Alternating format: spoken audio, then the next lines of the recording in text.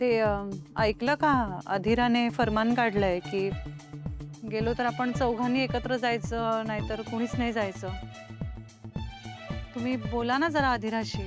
आपल्यामुळे त्यांचा honeymoon compromise नको व्हायला. Hi guys. हाय. मग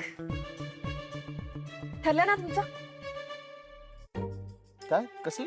अरे आपण चौघांनी एकत्र हनीमून ट्रिपला जाण्याची तयारी.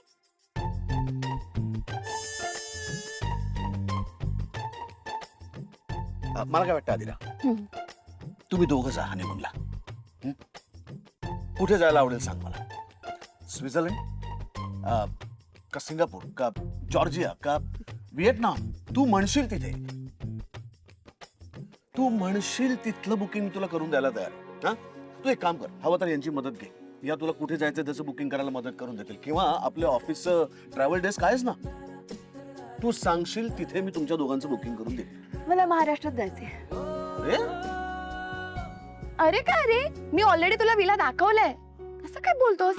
हे बघ सगळं ठरलेलं आहे. ओके, इट्स जस्ट दॅट मला एकटीला जायचं नाही.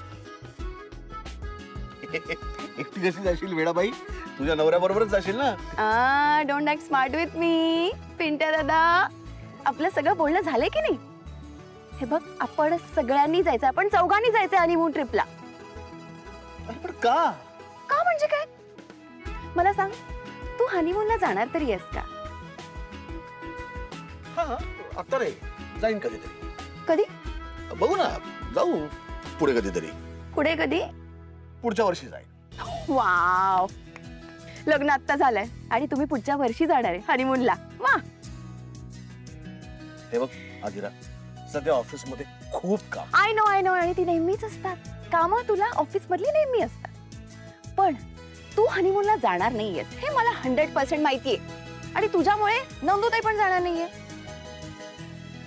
तो चुपचाप मला काही न सांगता तुम्ही यायचं. ओके? आपण आदिरा, खूप बास बास, इनफ. मी हनीमूनला येणार नाहीये अँड दॅट्स फायनल.